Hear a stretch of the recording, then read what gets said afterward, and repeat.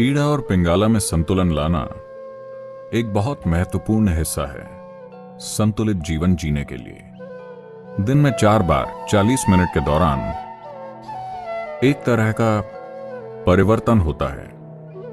इन्हें संध्या काल या संध्या कहते हैं, क्योंकि इस समय ईड़ा और पिंगला में संतुलन बहुत तेजी से बदलता है।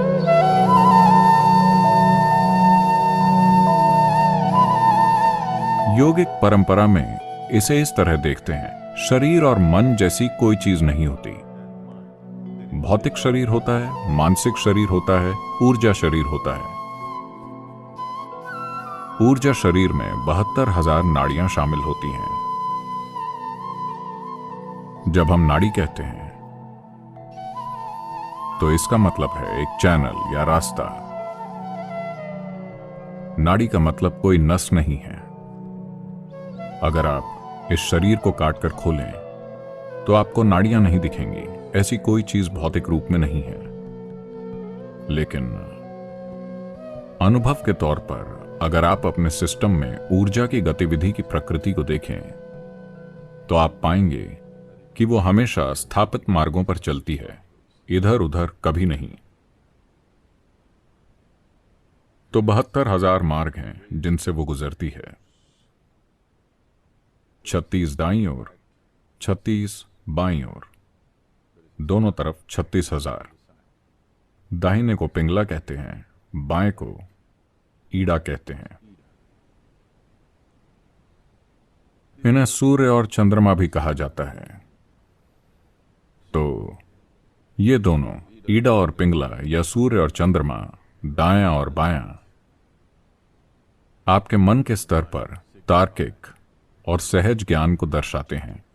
जब मैं सहज ज्ञान कहता हूं तो सहज ज्ञान बोध का एक और आयाम नहीं है, बल्कि सिर्फ गणना का एक और आयाम है। अगर आपके अंदर बराबर मात्रा में सूचना है, अगर आप तार्किक रूप से जाते हैं तो किसी जगह पहुंचने में 10 कदम लग सकते हैं। Intuition means you don't take the 10 steps, you just jump to the 10th step. सहज ज्ञान मतलब आपको 10 कदम नहीं उठाने, आप बस कूद कर 10वें कदम पर पहुंच जाते हैं। मगर आज की आधुनिक शिक्षा प्रणालियां 100% सहज ज्ञान के आयाम को कुचल रही हैं। सिर्फ तार्किक को विकसित किया जा रहा है। किसी भी सहज ज्ञान को बकवास कहकर खारिज कर दिया जाता है। हर चीज के लिए आपको बहुत सोचना पड़ता है। जो आपकी दादी नानी यूं ही जानती थी, आज आपको वही चीज जानने के लिए अरबों डॉलर का रिसर्च करना पड़ता है।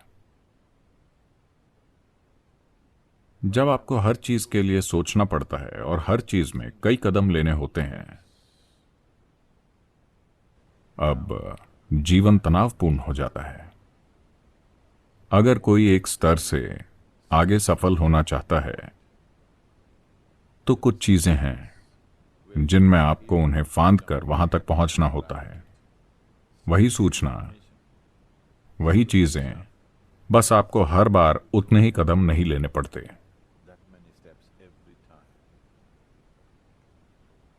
ये जीवन को तनावपूर्ण बना देता है, क्योंकि ये ऐसा है जैसे आप अपनी कार 2 पहियों पर चला रहे हों। बाकी दोनों पहिए खाली और सुरक्षित हैं। मैं नहीं जानता कि कब इस्तेमाल के लिए, पर 2 पहिए जो आप इस्तेमाल कर रहे हैं उन पर भारी दबाव पड़ेगा। तो योगिक प्रणाली में सहज ज्ञान की अहमियत उतनी ही महत्वपूर्ण है जितनी तार्किक की। तो ईड़ा और पिंगला में संतुलन लाना एक बहुत महत्वपूर्ण हिस्सा है संतुलित जीवन जीने के लिए। खुद को जटिल स्थितियों में आसानी से चलाने में सक्षम होना तभी संभव है जब आपके मन का सहज ज्ञान संबंधी आयाम पर्याप्त विकसित हो। वरना छोटी चीजें आपको परेशान कर देंगी, क्योंकि हर चीज के लिए कई कदम हैं। यहां हम कुछ चीजें करेंगे ताकि ईड़ा और पिंगला में संतुलन ला सकें, जिससे आपको अनुभव के तौर पर इसकी एक समझ मिल सके। अगर आप अपनी तर्जनी उंगली को अपने नाखूनों के नीचे रखते हैं और धीरे धीरे सांस छोड़ते हैं, देखिए कि किस नथुने में अभी सांस प्रबल है।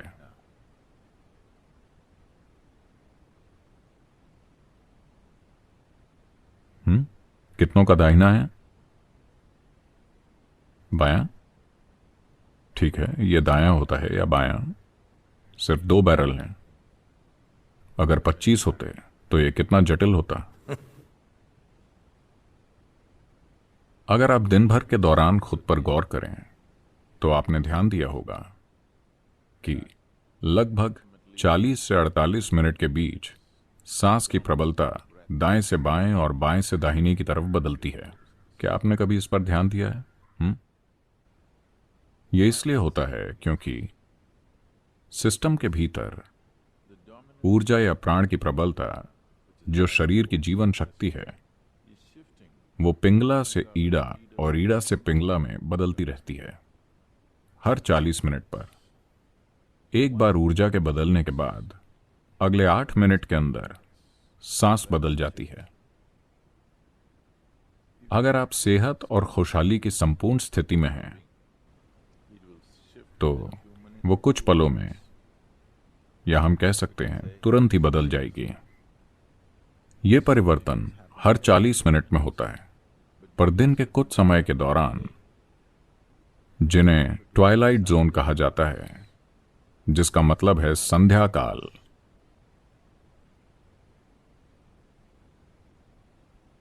सूर्योदय से 20 मिनट पहले, सूर्योदय के 20 मिनट बाद। ओ ठीक है सदगुरु, अगर कोई दूसरा समय है तो बताइए। दोपहर से 20 मिनट पहले, दोपहर के 20 मिनट बाद, सूर्यास्त से 20 मिनट पहले, सूर्यास्त के 20 मिनट बाद, आधी रात से 20 मिनट पहले और आधी रात के 20 मिनट बाद। 40 मिनट के दौरान दिन में 4 बार एक तरह का परिवर्तन होता है। इन्हें ट्वाइलाइट जोन या संध्या कहते हैं, क्योंकि इस समय ईड़ा और पिंगला में संतुलन बहुत तेजी से बदलता है। क्योंकि वो आपके अंदर तेजी से बदल रहा है, इस समय उसमें संतुलन लाना बहुत आसान है। एक हद तक दुनिया में लगभग हर कहीं किसी भी आध्यात्मिक प्रक्रिया या साधना का मतलब है सुबह शाम। संध्या आध्यात्मिक साधना का पर्याय बन गई है।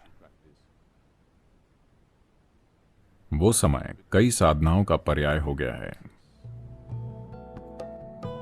तो ईड़ा और पिंगला में संतुलन लाना एक इंसान के संतुलित विकास के लिए महत्वपूर्ण है। आप वाकई अपने अंदर आराम तभी महसूस करते हैं जब आप किसी रूप में संतुलित होते हैं। जब किसी तरह का असंतुलन होता है तो परेशानी होती है ना? हाँ, जब आप किसी तरह का असंतुलन महसूस करते हैं तो परेशानी होती है। सिर्फ जब आप एक खास संतुलन पा लेते हैं तभी आप वाकई आराम महसूस करते हैं। तो आराम कभी इससे तय नहीं होता कि आप किस पर बैठे हैं या कहाँ हैं। आराम इससे तय होता है कि आप अपने अंदर कितने संतुलित हैं। How balanced you are within yourself. ये मूलभूत आराम जो हर इंसान में होना चाहिए, दुर्भाग्य से कई सारे लोग उससे वंचित हैं। एक जगह पूरी सहजता से सिर्फ बैठना अभी अधिकांश लोगों के साथ नहीं हो पाता है ना? बस आराम से बैठना पूरी सहजता से, ये नहीं होता। तो जब ईज यानी आराम नहीं है तो ये डिसीज है। चाहे आपने मेडिकल जांच कराई हो या नहीं, ये एक बीमारी है। अगर परेशानी एक समय के बाद जारी रहती है तो वो खुद को शरीर में एक खराबी के रूप में व्यक्त करेगी, जो किसी तरह के रोग के रूप में दिखाई देती है। हर तरह की समस्या के लिए अविश्वसनीय नाम सामने आ रहे हैं। मूलभूत कारण कि सिस्टम क्यों अपनी अवधि पूरी नहीं करता, इसे अपनी अवधि पूरी करने के लिए डिजाइन किया है, पर यह अपनी अवधि पूरी नहीं कर रहा क्योंकि हम इसे असंतुलन के अलग अलग स्तरों पर रखते हैं। आप अपनी कार हर समय बस 2 पहियों पर चलाते हैं तो कुछ ना कुछ खराब होगा। तो इसी तरह पूरे सिस्टम को ठीक से नहीं रखा जा रहा है। सिस्टम में पर्याप्त संतुलन नहीं है केवल जब आप संतुलन में होते हैं तभी आराम होता है, वरना कोई आराम नहीं होता। कोई व्यक्ति आराम नहीं जान पाएगा जब तक कि वो अपने अंदर थोड़ा बहुत संतुलन न जानता हो। केवल जब आप संतुलित होते हैं तभी आप स्थिर हो सकते हैं। और लोग बीमार हैं, इंसान सिर्फ इसलिए बीमार हैं क्योंकि वो नहीं जानते कि स्थिर कैसे रहें। स्थिरता तब तक नहीं आएगी जब तक पर्याप्त संतुलन न हो। केवल जब आप पूरी तरह संतुलित होते हैं आप अपने भीतर स्थिर हो सकते हैं, वरना ऐसा नहीं होगा।